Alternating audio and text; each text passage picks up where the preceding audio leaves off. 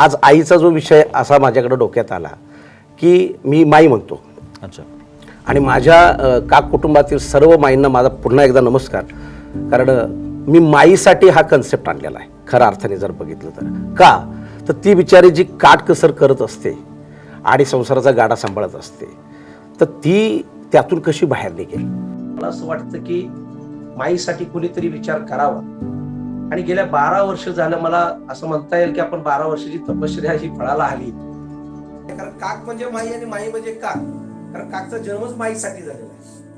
आणि माईविषयी काही एखादी गोष्ट असेल की ते पटकन काळजाला भिडते आणि ते मग कराविषयी वाटते. आणि ती गोष्ट त्यांनी सांगितली आणि मला ती खूप आवडली. म्हणजे बरं झालं, म्हणजे हे जर तू सांगितलं तर कदाचित मी हे करू शकलो असतो नसतो मला माहित नाही, माझ्या डोक्यात पण नाही.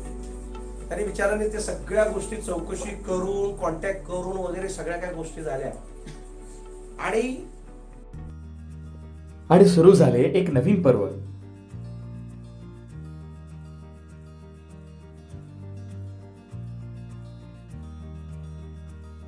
एक प्रवास कोणाच्या तरी आयुष्यातील खडतर प्रवासाला दाद देण्यासाठीचा.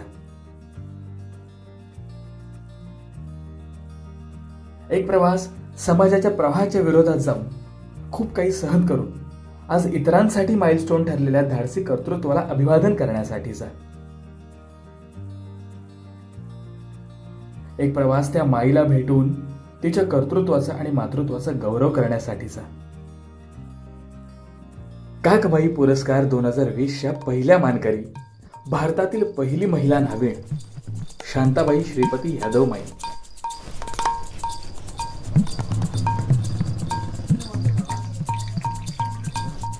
मालक आमचे इथं वारले, 40 वर्षे मरून झाले. मरला म्हटल्यावर मी 4-6 महिन्यात मी धंदा चालू केला न्हावी समाजाचा. जीवन जगायचं कसं, 4 मुली नकानाकडे, छोट्या 4 मुली, म्हणून मी या धंदा विचार करून मी धंदा झडीवला.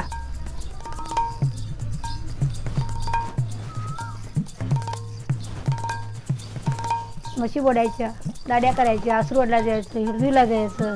अजून बी करतोय, दिसत नाही तरी बी असलेली मला करणं बघाय. एक मस बोलला तरी जायलाच पाहिजे. बोलले आई बेडानी मुली बेडानी, करणार काय. त्या शाळा शिकवायला ताकद पाहिजे, पुस्तकाला ताकद पाहिजेत, अंगावले कापडं घालायला पाहिजेत. कुणाकडे काय शिकवाय नाही, मला परमेश्वरानं शिकलं म्हणायचं. भारतातल्या तसेच देशातल्या वेगवेगळ्या स्त्रियांनी जे काही मोठं कार्य केलं, मुलांना त्यांची ओळख व्हावी कार्याची, यासाठी आम्ही मोठं एक डिजिटल बनवलं आहे शाळेमध्ये. आणि त्यामध्येच शांताबाई यादव यांचाही फोटो आणि त्यांचं कार्य याचाही उल्लेख आम्ही केलेला आहे. आम्ही त्यांच्या मिस्टरकडे आधी करत होतो दाढी केस लहानपणी. त्याच्यानंतर मग त्यांचा जावई आला इथं. जावयाकडे मग थोडे दिवस कटबीट मारत, मग त्यांच्यात मग ह्यांच्याकडे जेवून आपलं कट मारून ह्यांच्याकडे सांगून बिंगून आम्ही करून घेत होतो ह्याच्यात. तवा 1 रुपये तिथे मी सांगाले तुम्हाला, आणि केस कापाय रुपये, दाढीला 8 आणे. आत्ता का आता 20 रुपये देतात दाढीला आणि 30 रुपये केस कापाय घेतोय. कशाला मी तरी वाढू, माझं हाय तेवढं टिकून देत, चालते जोपर्यंत करून देत.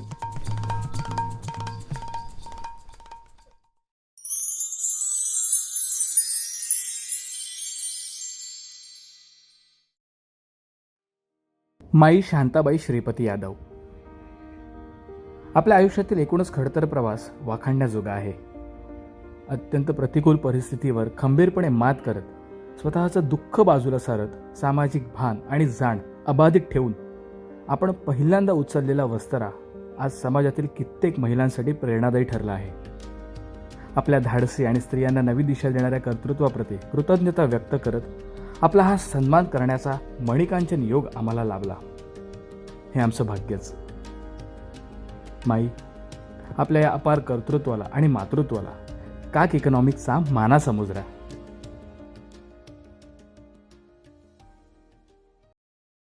गरीबाचं धरून घेऊन राहायचं असं माझी इच्छा आहे. श्रीमंताला कोण बी धरलं, गरीबाला कोण धरायचं. पप्पाची का मला बरं वाटत, मुलापर्यंत तसं नाही की घेऊन या तिच्याकडनंच हे करायचं असं नाही. बाबाने चटणी भाजी खावा म्हणून सकाळी सांगते तुम्हाला. परत येणार ना, इथं लागले पावली ते येत राहणार ना. येतात बघा आता बाबानं काय येतात. मी साहेब आणि काय करतोय येणार.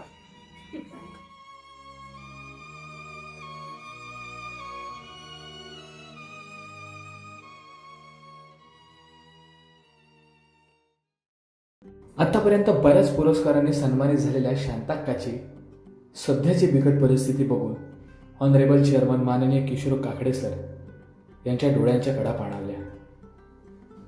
आणि म्हणूनच सन्मानासोबत या माईच्या लेकाने हक्काने तिच्या भावी आयुष्याची जबाबदारी घेतली आणि हा प्रवास पुढे सरकला दुसऱ्या माईच्या सन्मानाला, तिच्या भावना जाणून घ्यायला.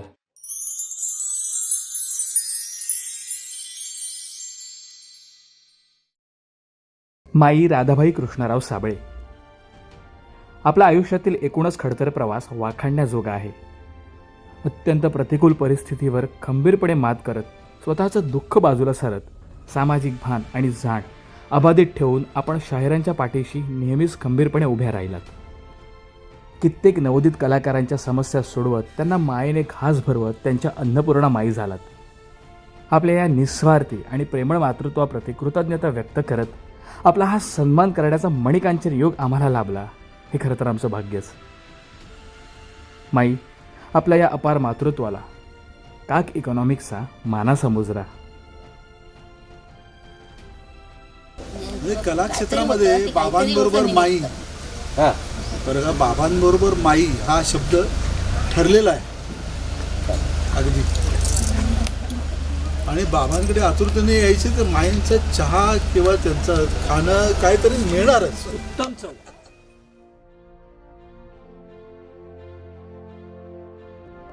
साबळे माईंना भेटून शाहिरांच्या जुन्या आठवणींना उजाळा देत त्यांच्याशी मनमुराद गप्पा रमल्या आणि त्यांच्या शुभ आशीर्वाद घेऊन सुरुवात झाली पुढच्या प्रवासाला.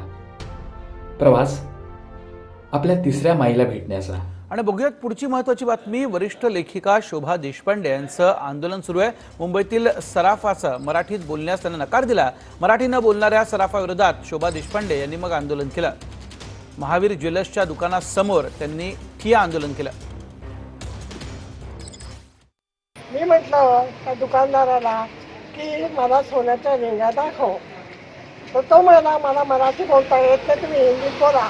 मराठी मुंबईमध्ये मराठीच भाषा पाहिजे. तुला दुकानदार आहेस ना, तू विकतोच नाही इथे, त्यामुळे मी मराठी बोलणार नाही, मी हिंदीच बोलणार. तर तो मला त्याने पटकन पुस्तकं सगळी बंद केलं बॉक्स आणि ते आतमध्ये ठेवलं. मला तुम्हाला वस्तू विकायची नाही आहे, तुम्हाला हिंदी भाषा बोलता येत नाही म्हणून.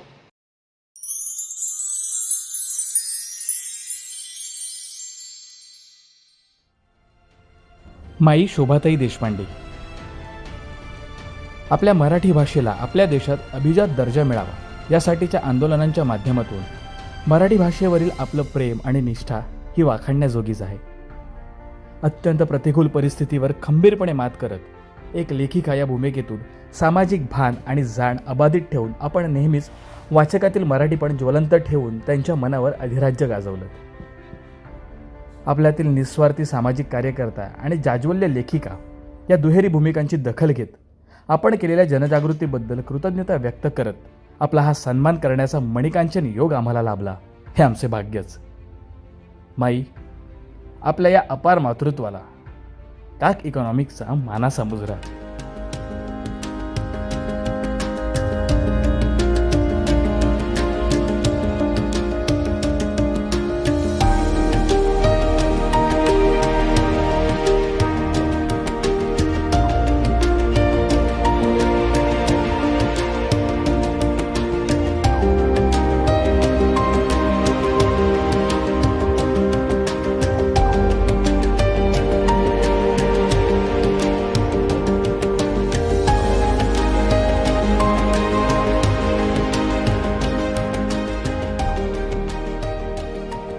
शोभाताईंशी प्रत्यक्ष गप्पा मारताना त्यांची मराठी भाषेबद्दलची तळमळ प्रकर्षानं जाणवली.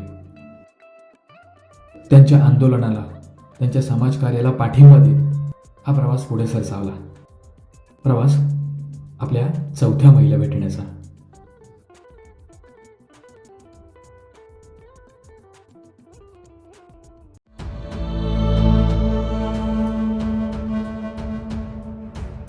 मैं हमेशा की तरह नाइट ड्यूटी आ गई थी तो ऐसे ये तो मालूम नहीं था कि फायरिंग वगैरह चल रहा है वीटी स्टेशन में।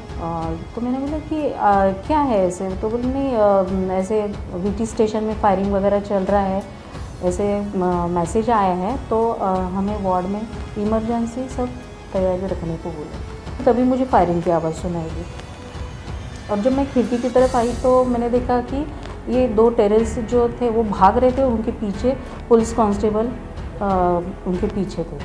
तो वो लोगों ने फिर दोनों जंप मार के अंदर आ गए और हम मेजॉरिटी में विंडो में हम सब लोगों को खड़े देखकर उन्होंने 2 फायरिंग कर दी। फर्स्ट फायरिंग में लाइट्स को पूरे वो बल्ब्स वगैरह ट्यूबलाइट वो फूट गया और दूसरी फायरिंग में वो मेरी एक मौसी थी हीरा जादव करके, तो उसके हाथ को टच करके वो गई।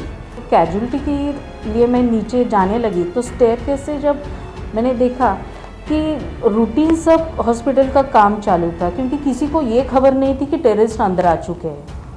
और जब मेरी एक सिस्टर ने देखा कि उन्होंने बोला अंजलि ये क्या है, मैंने बोला अभी वो टेररिस्ट लोग अंदर आ चुके हैं, उसकी फायरिंग की वजह से ही ये ज़ख्मी हो गई। इतना सुनते ही सब लोग भाग दौड़ शुरू हो गई और फिर मैं उनको वहाँ पे बेड पे रख के मैं अपनी वार्ड की तरफ जाने लगी और जैसे मैं स्टेयरकेस से चढ़ने लगी तो उसी टाइम पे मैंने देखा कि वो टेररिस्ट उन्होंने दोनों वॉचमैन को फायर कर दिए थे और वो नीचे गिर चुके थे। वो सीन देख के तो मैं काफ़ी डर गई और वार्ड में जाने के बाद मैंने मेन गेट जो है बंद कर दिया और मौसी को ज़ोर से चिल्लाई कि मौसी लॉक लेके आओ क्योंकि वो लोग आ रहे करके। और जब मैं लॉक लगा रही थी तब मैंने देखा वो दोनों भाग के ऊपर गए थे और फिर उनके पीछे पुलिस ऑफिसर वगैरह थे। सभी 20 पेशेंट्स को मैंने पैंट्री में, मेरे पेशेंट के जो पैंट्री है वहाँ पे लेके मैं उनको बैठी और इसी सिचुएशन में वहाँ पे फायरिंग की आवाज़ सुनाई दे रही थी,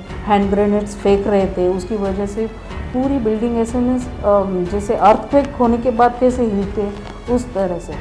जब ये सीवियर हाइपरटेंशन की पेशेंट जो है शबनम करके थी तो इन्हें पेन शुरू हो गया, तो कैसे तभी उसको बातों में उलझा के मैंने कि भाई शबनम देखो तुमको जितना तक होता है आप पेन को बर्दाश्त करो, अगर ज़्यादा होने लगे तो बोलो। फिर उसको तैयार करके मैं स्टेयरकेस से पूरे ऐसे में दीवार को लग के वो पेशेंट को धीरे धीरे ऊपर लेके गई, क्योंकि थोड़ा भी ज़रा इधर हो जाता है तो वहाँ ऊपर जो फायरिंग चालू है उसकी एक भी गोली किसको भी लग सकती है। तो मैं सोच रही थी मेरे को लगे लेकिन पेशेंट तो नहीं ये होनी चाहिए, क्योंकि इसके लिए तो इतना किया है।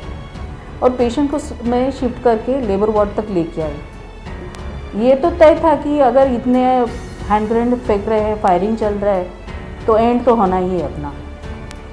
लेकिन एक जुनून था कि पेशेंट को ये जो मुझे लगता है ये एक यूनिफॉर्म की पावर थी जो इतना जुनून लेके थी कि हम खुद के बारे में नहीं सोच रहे थे, बस पेशेंट के बारे में सोच रहे थे। ऐसे लग रहा था कि शॉक में हम लोग खुद की हमने क्या किया है, जो किया पूरी रात में वो खुद में सोच के ही ऐसे हम लोग कांप उठे कि नहीं हम लोगों ने जो किया वो यूनिफॉर्म में ही कर सकते थे।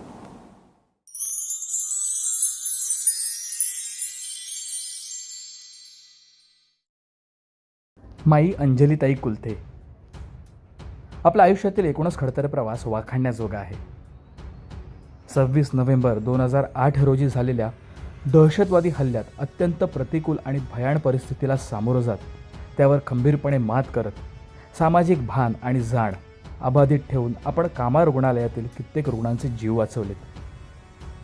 एक परिचारिका म्हणून आपलं कर्तव्य बजावत आपण दाखवलेल्या या धाडसी कर्तृत्वाप्रती कृतज्ञता व्यक्त करत आपला हा सन्मान करण्याचा मणिकांचन योग आम्हाला लाभला हे आमचे भाग्यच. माई, आपल्या या अपार साहसाला काक इकॉनॉमिक्सचा मानाचा मुजरा. प्रत्यक्ष अंजलीमाईंच्या तोंडून त्या रात्रीचा प्रसंग ऐकताना पुन्हा एकदा पायाखालनं जमीन सरकत होती. अंगावर शहार येत होते, डोळ्यांच्या कडा पाणावत होत्या. जे घडलं त्याचं भयाण चित्र पुन्हा एकदा नजरेसमोर उभं राहिलं. तिथनं निरोप घेत पुन्हा प्रवास सुरू झाला. प्रवास 5व्या माईला भेटण्याचा. हॅलो, मी शीला डावरे. मी भारतातली पहिली महिला रिक्षा ड्रायव्हर. हा प्रवास मी 1988ला सुरुवात केली आणि आत्तापर्यंत मागे वळून बघताना परत एकदा आठवणींची पानं उलटली गेली. केवळ 12 रुपयावर माझं आईवडिलांचं घर मी सोडून आलं आणि त्यानंतर मग मी माझा हा सबंध प्रवास चालू केला. हा प्रवास करत असताना मी पुण्यात आले. मला माहिती होतं की असं काही करताना मला एकटीला ह्या प्रवाहाच्या विरुद्ध पोहता येणार नाही, म्हणून मी महिला संघटनांची मदत घेतली. अनेक गोष्टींना फाईट करावं लागलं. शासकीय पातळीवर फाईट करावं लागलं, सामाजिक पातळीवर फाईट करावं लागलं, कौटुंबिक पातळीवर फाईट करावं लागलं. मला माहिती नाही मी कधी रेकॉर्ड केलं, पण लिम्का रेकॉर्ड बुकमध्ये फर्स्ट वुमन रिक्षा ड्रायव्हर म्हणून माझी नोंद झाली. पण खरं मी हे सगळं केलं ते कुठलंही रेकॉर्ड करण्यासाठी केलेलं नव्हतं. आणि इनफॅक्ट मला माहिती नव्हतं की हे कधी रेकॉर्ड झालंय.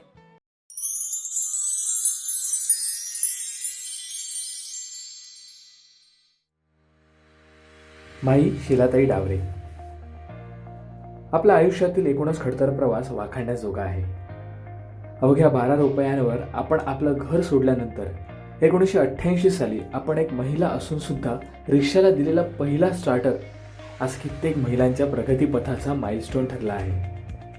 अत्यंत प्रतिकूल परिस्थितीवर खंबीरपणे मात करत, स्वतःचं दुःख बाजूला सारत, सामाजिक भान आणि जाण अबाधित ठेवून आपण टाकलेला रिक्षाचा पहिला गिअर हा समाजातल्या कित्येक महिलांसाठी उदरनिर्वाहाचा उत्तम पर्याय ठरला आहे. आपल्या या धाडसी आणि समाजातील इतर स्त्रियांना 3 चाकांवर आधार देणाऱ्या कर्तृत्वाप्रती कृतज्ञता व्यक्त करत भारतातल्या पहिल्या महिला रिक्षा चालक म्हणून आपला हा सन्मान करण्याचा मणिकांचन योग आम्हाला लाभला, हे आमचे भाग्यच. माई, आपल्या या अपार कर्तृत्वाला काक इकॉनॉमिक्सचा मानाचा मुजरा.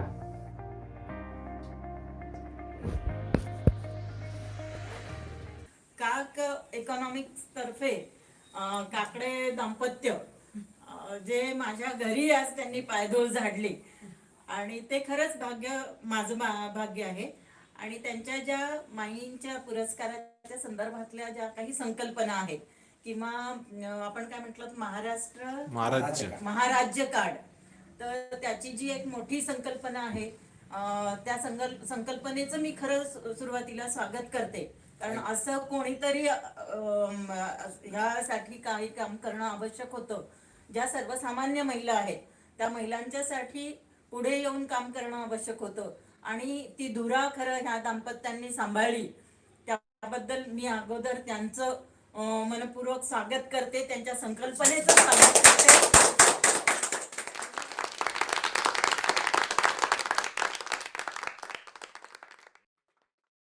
राष्ट्रपती पदक विजेत्या शिलाताई डावरे यांच्याशी गप्पा मारता मारता त्यांच्या भविष्यातील योजनांबद्दल जाणून घेत honourable chairman Kishor Kakade sir यांनीही त्यांच्याकडून त्यांना काही आश्वासनं दिली आणि पुढचा प्रवास सुरू झाला आपल्या 6व्या माईला भेटण्याचा. आजी बाहेर निघू नको, म्हाताऱ्या माणसाला करोना लागून जातो आणि ते मरतात. जगामध्ये काय चाललेलं आहे आणि तू बाहेर कशाला आले? घरातच बसायचं, पण घरात बसून खाऊ काय?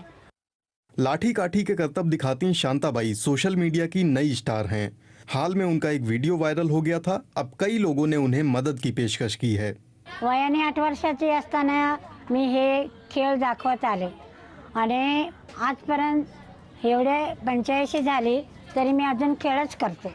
माझी लेकरांना रोजची भाकर आणि जीवाला सुख दे. मी तर खेळ करते जागे जागे.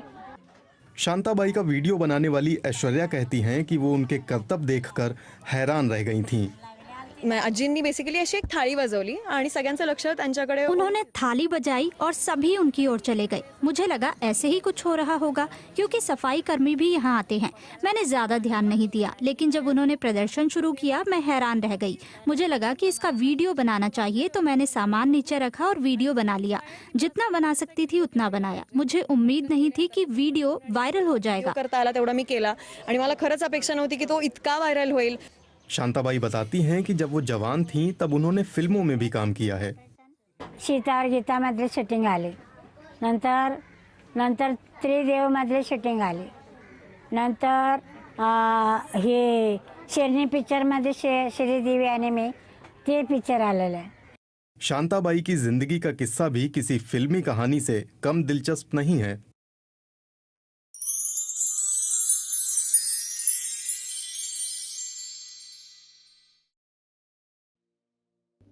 माई शांताबाई पवार. आपल्या आयुष्यातील एकूणच खडतर प्रवास वाखाणण्याजोगा आहे. वयाच्या 8व्या वर्षापासून आपण अत्यंत कुशलतेने करत आलेले कसरतीचे खेळ हे कौतुकास्पद आहेत. आजही वयाच्या 85व्या वर्षी तितक्याच कुशलतेने आपल्या कुटुंबाच्या पालनासाठी चालू असलेला हा कसरतीचा खेळ तरुण पिढीला प्रेरणादायी आहे. अत्यंत प्रतिकूल परिस्थितीवर खंबीरपणे मात करत, स्वतःचं दुःख बाजूला सारत, सामाजिक भान आणि जाण अबाधित ठेवून आजही आपल्या या अविरत चालू असलेल्या कसरत कौशल्याप्रती अभिमान व्यक्त करत आपला हा सन्मान करण्याचा मणिकांचन योग आम्हाला लाभला हे आमचे भाग्यच. माई, आपल्या या अपार मातृत्वाला काक इकॉनॉमिक्सचा मानाचा मुजरा.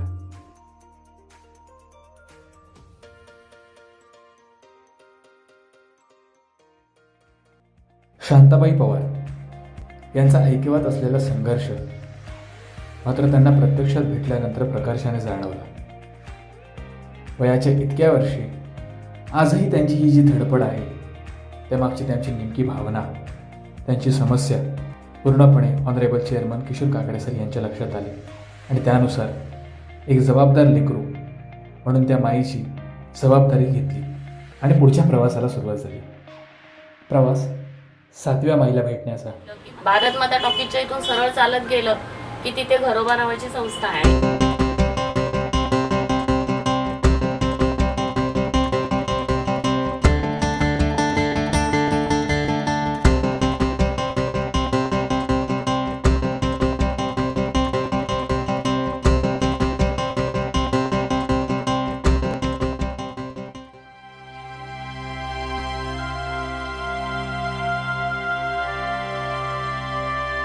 मी उर्मिला विनायक पडवळ. एक गृहिणी,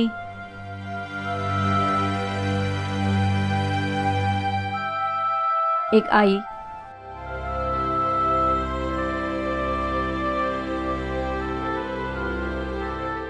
एक आजी आणि एक उद्योजिका.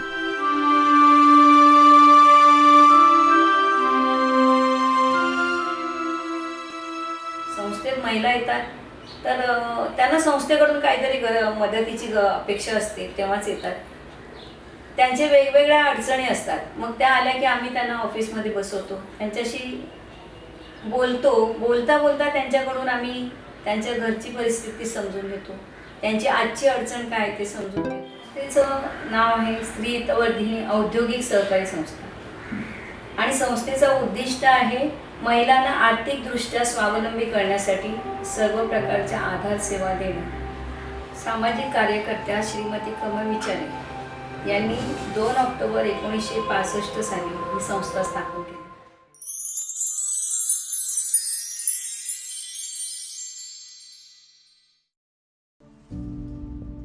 माई उर्मिलाताई पडवळ.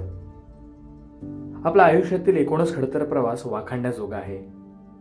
गेली कित्येक वर्ष आपण अत्यंत आपुलकीने आणि जिद्दीने घरोबा या स्त्रियांना आधार देणाऱ्या औद्योगिक संस्थेचे अध्यक्षपद अत्यंत कुशलतेने भूषवत आहात.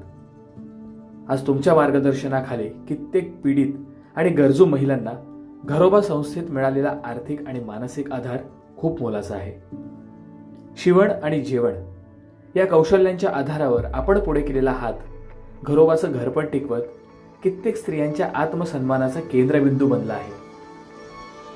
माई आपल्यातील कुशल उद्योजिका आणि घरोबाची ताई या दुहेरी भूमिकेप्रती अभिमान व्यक्त करत आपला हा सन्मान करण्याचा मणिकांचन योग आम्हाला लाभला हे आमचं भाग्यच. माई, आपल्या या अपार मातृत्वाला आणि उद्योजिकेला काक इकॉनॉमिक्सचा मानाचा मुजरा. फार छान वाटलं असं काम करताना बघितलं त्यांना काकांना त्यांचं किशोर काकांनी. तर हे काम माझंच काम आहे आणि माझ्या कामाला एक चांगली पुष्टी मिळते याचा खूप मनापासून आनंद होतोय.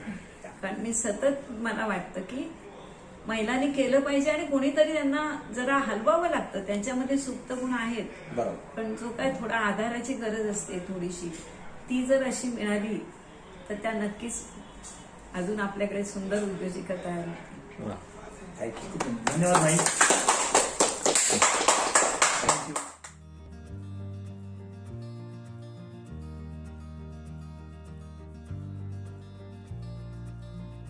उर्मिला माईंच्या रूपाने एका उद्योजिका माईला भेटल्यानंतर तिला प्रत्यक्ष ऐकताना, बोलताना, अनुभवताना किशोर काकडे सरांचा ऊर भरून आला होता. अभिमान वाटत होता. कारण काक आणि माई या संकल्पनेचं मूळ पण हेच आहे ना. उर्मिलाताईंशी गप्पा झाल्यानंतर निरोप घेऊन पुन्हा एकदा प्रवास सुरू झाला. प्रवास 8व्या माईला भेटण्याचा.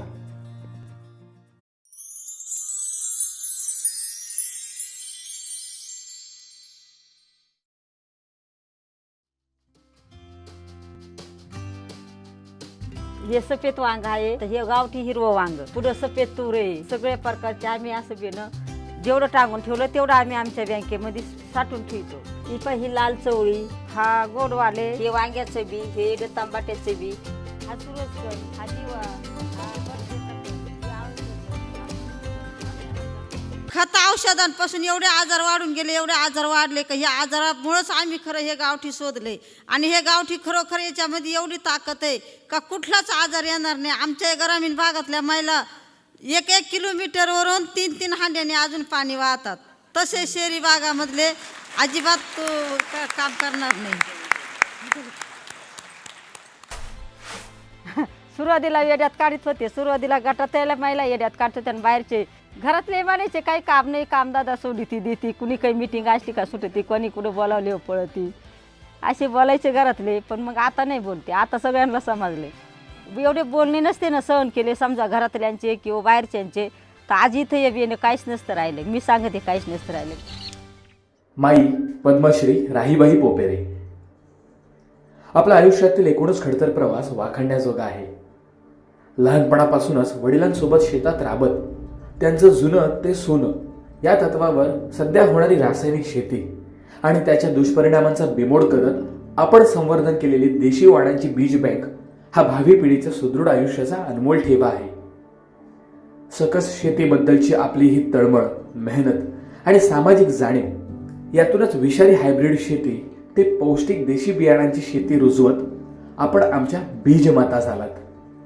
आजही तितक्याच तन्मयतेने समाजाच्या उज्ज्वल सुदृढ भविष्यासाठी आपल्या अविरत चालू असलेल्या या आपल्या कर्तृत्वाप्रती आणि शेतीविषयक संशोधनाप्रती अभिमान व्यक्त करत आपला हा सन्मान करण्याचा मणिकांचन योग आम्हाला लाभला, हे आमचे भाग्यच. माई, आपल्या या अपार मातृत्वाला काक इकॉनॉमिक्सचा मानाचा मुजरा.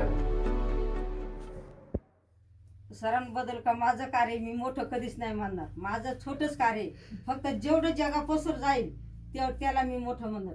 आणि माझ्या या छोट्याच्या घरामध्ये एक छोट्याच्या बँकेमध्ये सरांनी भेट दिली, एवढा मोठा मला सन्मान केला, तर याच्याबद्दल मी त्यांचा खूप आभारी आहे आणि खूप धन्यवाद देते.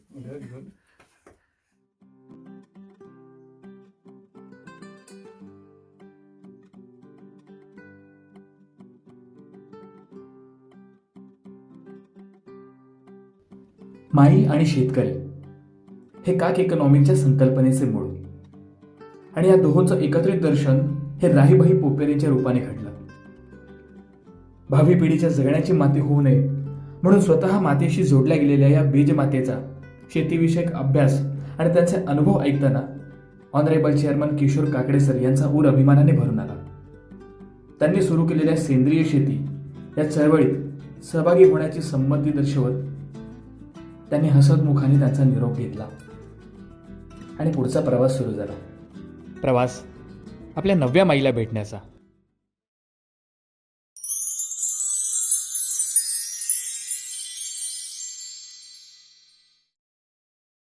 Typical Maharashtra middle class family में मैं पैदा हुई थी. बड़ी बेटी के बाद मिस्टर सावंत को लड़का हुआ था, बायोलॉजिकल. डॉक्टर ने कहा था लड़का है, पिताजी खुश थे और धीरे धीरे धीरे उन्हें पता चलने लगा कि ये लड़का लड़का नहीं है, ये अलग है। शायद वो कुछ कर नहीं पाते थे क्योंकि उनके वो समझ के बाहर था। मैं हमेशा बोलती हूँ कि स्कूल सिलेबस में अगर एजुकेशन, सेक्स एजुकेशन होगा तो शायद मेरे माँ बाप को ये तकलीफ नहीं होती थी, क्योंकि सोसाइटी, समाज पहले घर से शुरू होता है। माँ बाप, we are forced migrants, yes, all transgenders are kicked out from the family. अब वो गुस्सा, वो एंगर ये सो कॉल्ड सोसाइटी के ऊपर हमारा दिखता है। We are marginalise. हमें औरत बनना है, क्यों ना हम उन बच्चों के लिए करेंगे। That thought came that Knight, that was आजी का घर, नानी का घर। Yes, that is a house for the abundant girls. Sex workers की बच्चियाँ जो सेक्स वर्क में ना जाए, इसके लिए वो घर बना रही हूँ। सिग्नल ते जीचा प्रवास एवढा सोपा नव्हता. वा. आणि खरंच रस्त्यावरती जेव्हा मी टाळ्या वाजवत असते तेव्हा लोक सांगतात आप कुछ करते क्यों नहीं, तेव्हा मी विचारते त्यांना आपने कुछ दिया क्यों नहीं. माई श्री गौरी सावंत. आपल्या आयुष्यातील एकूणच खडतर प्रवास वाखाणण्याजोगा आहे. तृतीयपंथी समाजाच्या अस्तित्वाची लढाई लढत त्यांना त्यांचं हक्काचं, मानाचं स्थान मिळवून देण्यासाठीची आपली तळमळ खरंच उल्लेखनीय आहे. सोबत आपल्यातील मातृत्वाच्या जाणीवेतून उदयास आलेल्या आजीचं घर या संकल्पनेतून कित्येक अनाथांना आपली मायेची कुस लाभली. आपला हा अस्तित्वाचा संघर्ष आणि मातृत्वाचा स्पर्श नक्कीच कौतुकास्पद आहे. आपल्या या धाडसी कर्तृत्वाप्रती अभिमान व्यक्त करत आपल्यातील अपार मातृत्वाचा सन्मान करण्याचा मणिकांचन योग आम्हाला लाभला, हे आमचे भाग्यच. माई, आपल्या या अपार मातृत्वाला काक इकॉनॉमिक्सचा मानाचा मुजरा. की रस्त्यावरती टाळ्या वाजवताना सुद्धा मला नेहमी असं वाटायचं की ज्या ठिकाणी मला कोणी जा म्हणून बोलणार नाही, किंवा असं एखादं ठिकाण हवं होतं की जिथे मी माझं कार्ड दाखवून इन्स्टंट माझ्या वस्तू घेऊ शकते रिस्पेक्टनी. ते मला मिळालंय माझ्या मुलाकडून. त्यामुळे मी खूप समाधानी आहे. देव न लगे साठवण्याचे रुदले जागे. देव न लगे साठवण्याचे रुदले जागे. कणाकणामध्ये जर देव आहे, आपण म्हणतो शेत भरपूर आलंय, पण मक्यामध्ये जर दाण्यामध्ये, कणसामध्ये जर दाणा नसेल तर त्याचा काही अर्थ नाही. विठू ही माऊली होती. पुरुषाला देव करणारा आपला महाराष्ट्र. माझ्यासारखीला हे आईत्व तुम्ही दिलेलं आहे. नेऊन ठेवलेल्या त्या गाभाऱ्यामध्ये बसायची योग्यता माझ्यात आहे का मला माहिती नाही, पण या पायरीचा कळस म्हणून मी आणि माझा समाज आपल्या सगळ्यांचे ऋणी आहे. खूप धन्यवाद. आजही आपल्या अस्तित्वाची लढाई लढणारा हा तृतीयपंथी समाज त्यांच्या भावना, त्यांच्या वेदना प्रकर्षाने जाणवल्या जेव्हा श्री गौरी सावंत यांना भेटण्याचा, त्यांच्याशी संवाद साधण्याचा योग आला. अगदी परखड शब्दात त्यांनी त्यांची व्यथा मांडली. त्यांच्या एकूणच कार्यात हातभार लागावा म्हणून किशोर काकडे सर यांनीही त्यांना काही आश्वासनं दिली आणि हसत मुखाने त्या माईंचा निरोप घेतला आणि प्रवास सुरू झाला. प्रवास आपल्या 10व्या माईला भेटण्याचा.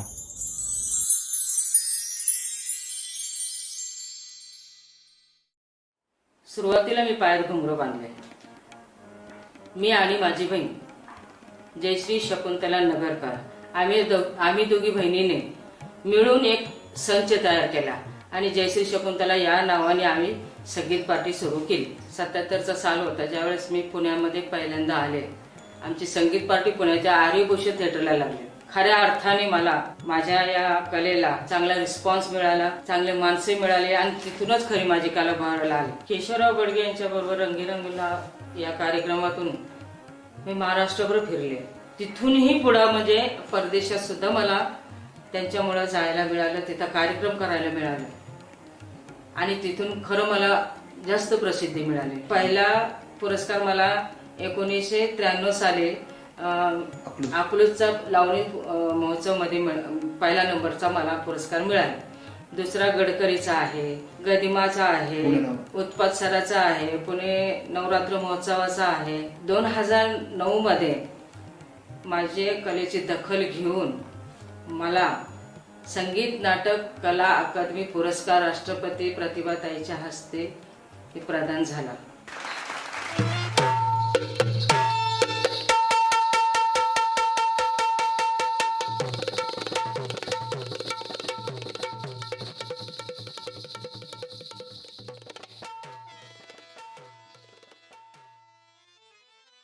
माई शकुंतलाताई नगरकर.